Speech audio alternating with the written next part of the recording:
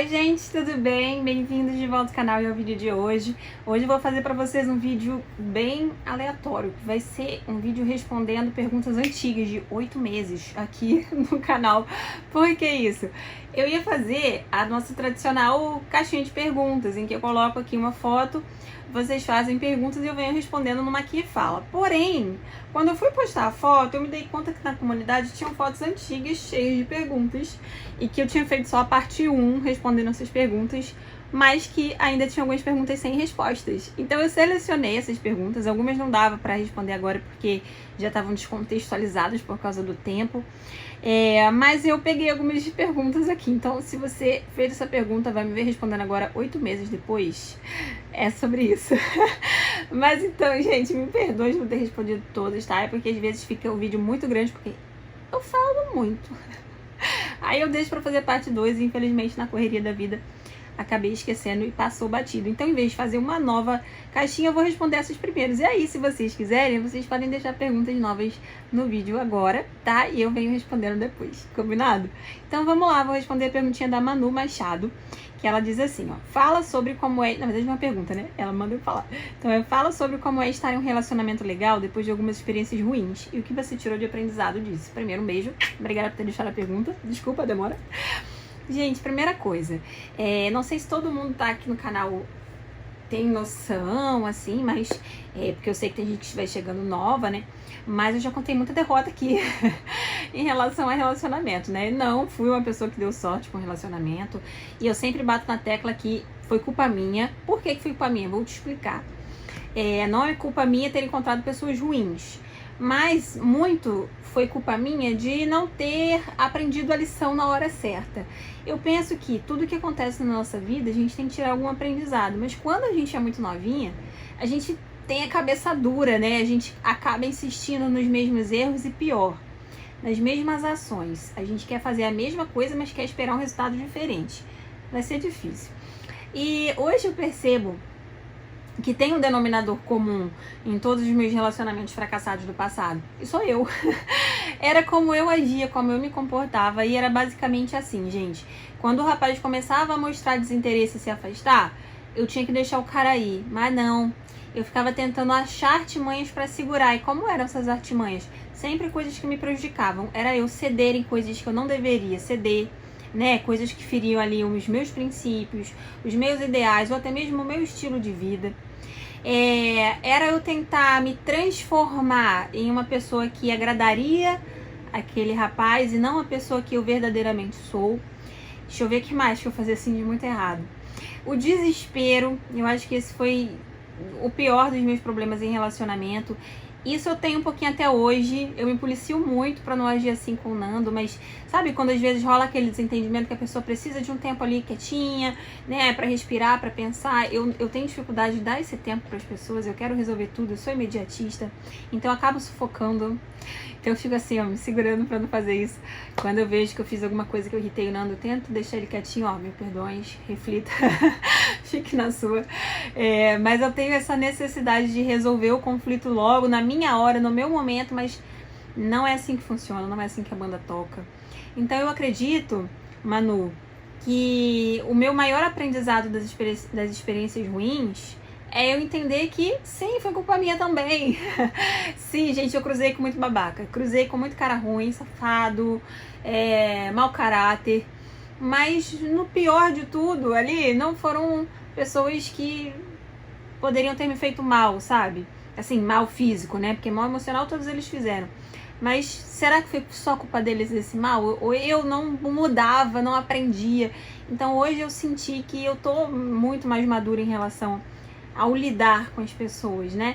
E isso torna os relacionamentos mais saudáveis, sabe? Então, graças a Deus, o Nando é uma pessoa boa, mas se eu tivesse a mesma cabeça de antes, talvez o nosso relacionamento hoje não fosse saudável, né? Então, meu maior aprendizado é que eu fui me moldando também para não me perder dentro das relações. Perguntinha da Gleide Mary Ricardo Santos. Su, fala um pouco dos seus planos pro futuro com o mozão. Beijo grande pra você também. Eita, beijo estalado. Então, meus planos mais recentes agora são casar, morar junto, ter filhote, ter bebezinho. É isso que a gente quer, a gente tá já super ansioso, já estamos na idade mesmo. Inclusive, eu recentemente estava pensando muito nessa questão de gravidez e de idade, porque eu acho que todo mundo sonha em fazer tudo numa ordem cronológica pré-determinada, né? Que é exatamente a ordem que eu mencionei aqui. Casar, morar junto, ter bebezinho. Mas aí o que acontece, gente? Eu já tô com 34, faço 35. Dizem que depois dos 35, para quem não teve nenhum bebê ainda, começam a ter alguns riscos de saúde, né?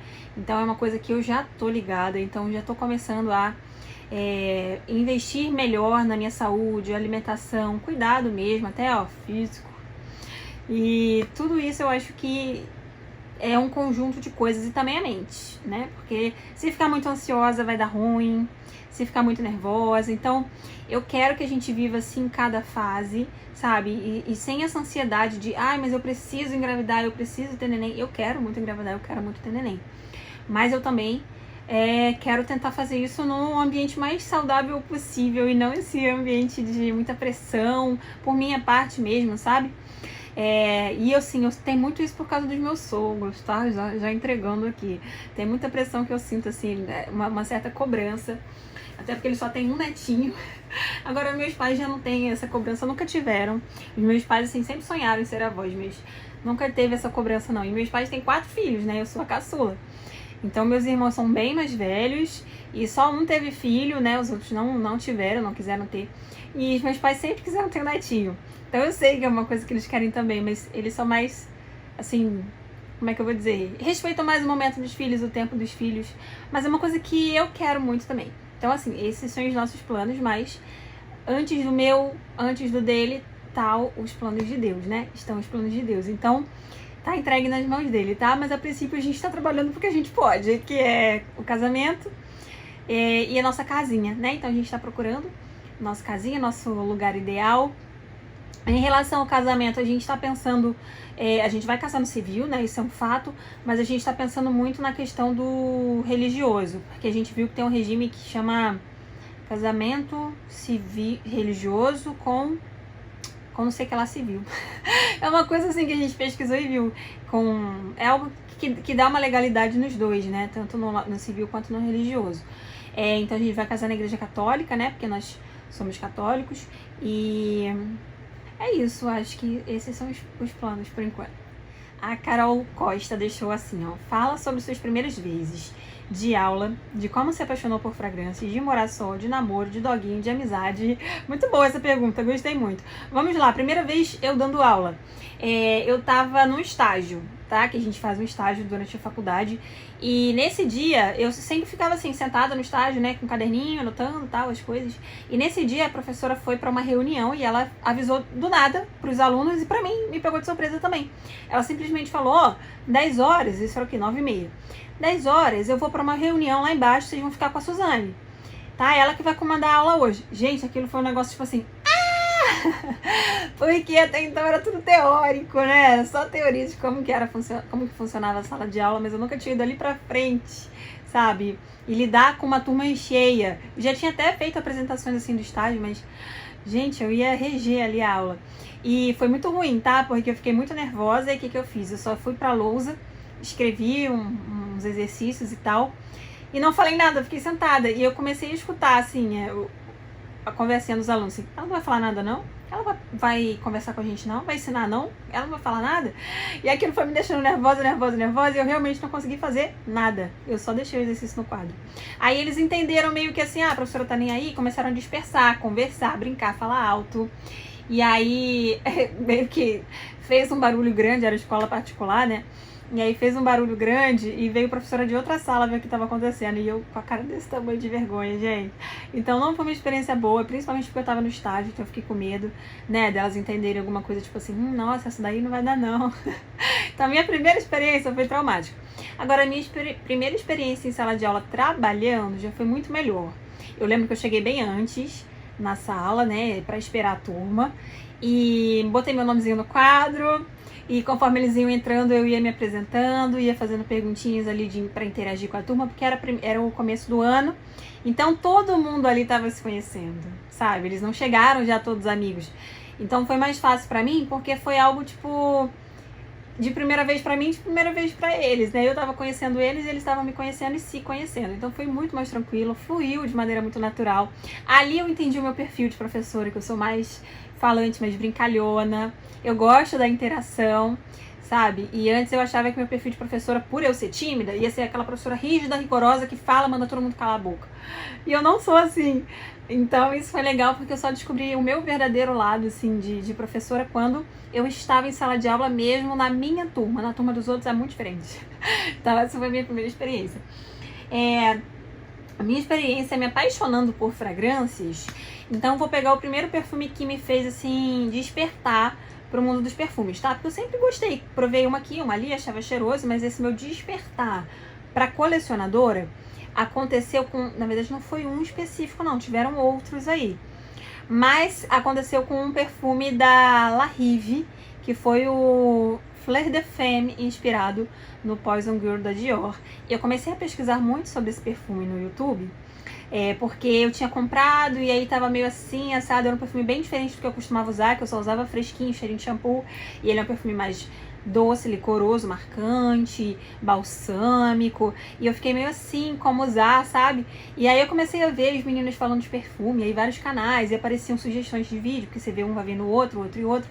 E aí eu comecei assim, a viciar naquilo, a achar interessante, achar legal. Aí eu lembro que conheci um canal e a menina mostrou a coleção dela, abriu um armário enorme, sabe, assim, com muito perfume. E eu fiquei assim, apaixonada, vidrada. E eu falei, gente, eu quero uma coleção assim um dia.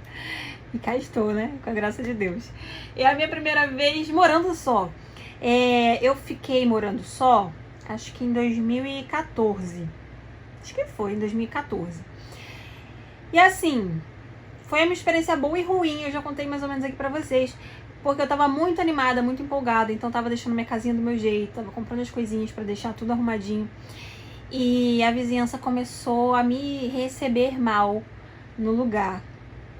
Não sei até hoje, gente, o porquê, sabe? Mas todos eram muito amigos, muito amigos. E todo mundo resolveu se juntar ali pra me pegar pra Cristo. Então, tudo que eu fazia tinha uma implicância, tinha provocação, e começaram a fazer coisas ruins mesmo pra mim, sabe? Até eu me lembro de um dia que entulharam a minha casa com lixo, assim, na porta, muita porcaria, pra quando eu chegar tava tudo sujo. E então começou a me dar uma sensação ruim, algo tipo, poxa, será que eu não mereço ser feliz, eu não mereço ter meu cantinho? Mas tudo isso tinha a ver também, hoje eu vejo, né, com o lugar que eu escolhi, porque como era um lugar que eu podia pagar, era um lugar muito pobrinho, muito caidinho. E eu acho que eu cheguei ali de repente, poxa, pra morar sozinha. Eu não sou muito simpática, esse é um mal meu, né? Vocês às vezes comentam que, nossa, como era simpática, toda boba. Mas eu sou muito tímida, então eu sou simpática aqui na câmera, que só tem eu no quarto, no ambiente. Mas quando tem muita gente junto, eu não consigo interagir, eu fico com muita vergonha. Então eu me tranco. E eu acho que quem vê de longe acaba achando que eu sou nojenta, metida, né? Que é o que todo mundo sempre pensa. Então, de repente, o meu jeito de ser fez as pessoas tomarem esse afastamento e não me aceitarem. Então, foi traumático a primeira vez que eu morei sozinha, tá? Primeira vez de namoro? Eu nem considero meus outros namoros, assim, tão especiais, porque eu sofri muito. Eu sofri muito. Meu namoro mais especial foi com o Nando, que só com ele realmente foi feliz. Tem nossa história aqui, né, de começo de namoro. De doguinho, o meu primeiro doguinho era muito pequenininha, eu tinha 5 anos, e era o Lupe. O Lupe era um vira-latinha que apareceu, a coisa mais fofa, assim, na rua, e eu lembro de brincar e mostrar pro meu pai, olha pai, achando que era de brinquedo, porque minha mãe tinha um cachorrinho de brinquedo que era igualzinho a ele. Você dava corda, ele dava um pulinho e latia. E era da mesma cor do Lupe. Então eu fiquei impressionada olhando o cachorrinho, até que a pessoa que estava com ele olhou pros meus pais e falou assim, leva pra ela. Meus pais pegaram e me deram o Lupe. Foi um cachorrinho muito, muito fofo, muito querido, eu amei muito. Mas infelizmente ele ficou dodói e não viveu muitos anos. Na verdade, eu acho que ele viveu pouquíssimos anos, tá? Porque eu lembro que ele morreu, eu era bem pequenininha ainda também. Mas foi meu primeiro cachorrinho e de lá pra cá eu só me apaixonei por cachorro e eu amo demais, eu sempre quero ter cachorro. Inclusive na nossa casa nova a gente vai querer mais um cachorro, só que a gente vai ter que ver como que a Julie reage, porque ela não é muito simpática também com outros bichos. Mas a gente quer aumentar a família canina. A Leidiane quer saber qual a progressiva que eu uso. Leide, eu não lembro o nome dela, mas eu vou deixar a fotinho dela aqui. Eu comprei na Shopee, foi R$40. Eu espero que ela esteja baratinha. Ela é uma progressiva com formol, tá? Então não fui na onda da progressiva sem formol, que nem hoje em dia todo mundo fala da progressiva sem formol, mas pra mim não funcionou. Todas as vezes que eu usei progressiva sem formol, eu senti meu cabelo danificado, frágil, principalmente porque eu tô sempre aprontando no cabelo. Então eu prefiro as progressivas com formol, tá bom? Essa progressiva eu mesma fiz em casa, tá? Tive um resultado de 70% de satisfação. Depois a minha amiga fez pra mim, aí eu tive 80% de satisfação. Depois eu levei o produto pra ser aplicado no meu cabelo no salão, aí eu tive 100% de satisfação. Então eu acho que vai depender da prancha que você usar e de como você vai fazer todo o procedimento no cabelo, né? Então fazendo em casa já dá um resultado legal, mas fazendo no salão foi perfeito, tá? Então hoje em dia eu tô só com ela, a última vez que eu fiz foi em dezembro. Meu cabelo aqui tá sem alisamento, sem nada, mas eu fiz umas ondinhas aqui no final que já estão se desfazendo, tá? Mas no geral assim, ó, ainda tá até bem bonito, né? Pra quem fez já tem um mês e pouco no calor, ainda tá bem bonito, bem brilhoso. E ela não deixa cheiro no cabelo de formol nem nada, mas na hora que tá fazendo dá uma ardência nos olhos, sim, tá bom? Vou deixar o link dessa progressiva aqui na descrição, se vocês quiserem experimentar, tá bom? Pergunta da Rebeca Cabral. Oi, Suzy, tirando as histórias sobre perfume, você já viveu alguma situação engraçada ou inusitada sendo professora com relação aos alunos e aos pais? Várias histórias. Uma que eu me lembro assim que foi bem engraçada foi um dia que um grupo de alunos me encontrou na praia, aqui no Rio de Janeiro. E assim, eu não sou de ir à praia, tá? Não gosto muito de praia, não. Não gosto mesmo. Não tem nem outra razão, vou ser sincera, não gosto muito de praia, eu prefiro piscina. E aí, gente, eu até gosto do cheiro da praia, eu gosto da areia no pé e tal, mas ficar no sol na praia ali não gosto, e o mar me assusta. Então pra mim é a melhor piscina, porque eu não sei nadar, né? Mas eu gosto da sensação de estar na praia, então eu gosto de ir à praia pra ficar no quiosque, pra tomar água de coco, pra andar no calçadão, mas não de ficar ali na praia. Mas enfim, nessa época eu estava com um namoradinho, então eu estava na praia de biquininho, toda fofolete. E aí, de repente, eu escuto um grito bem alto assim, ó. Tia Su! Aí eu falei, meu Deus, não acredito. Aí vem um grupo de crianças correndo até mim, me abraçando, me lambrecando todo de areia, de água. E eu, meio assim, sem ação, eu comecei a abraçar todo mundo. E aí veio a pérola maravilhosa do menino ali do grupo falando assim: gente, a tia tá de biquíni, a tia usa biquíni. Pra mim aquilo foi muito engraçado, porque na cabecinha deles, tipo, eu só assistia ali na escola, né? Eu não tinha uma vida real ali fora. E aí, gente, no dia seguinte, isso era tipo um final de semana. No próximo dia de aula, meu Deus, que auê que foi. Aí eu chegava na sala e todo mundo rindo e perguntando: tia, falaram que você tava de biquíni, falaram que você tava na praia. Tia, você namora. Então, assim, pra mim é engraçado sempre essas situações das crianças descobrindo a gente no mundo real. Já me aconteceu também no bloco de carnaval, que é outra coisa que eu não gosto, não frequento, pra vocês verem que até quando você não faz alguma coisa, alguém te vê lá. Eu não gosto de carnaval, bloco de carnaval, essas coisas assim, não curto, né? Mas enfim, teve uma vez que eu tava num bloco de carnaval com duas amigas que gostavam muito de carnaval. E aí também passou um grupo de alunas também brincando, a gente tirou foto e tudo, e elas falando assim: ai, a tia gosta de carnaval. E o pior que eu nem gostava, mas levei a fama. Então assim, pra mim histórias engraçadas é sempre quando alguém me reconhece em algum lugar e se surpreende de me ver vivendo, né? Como se professora fosse, sei lá, algo sobrenatural.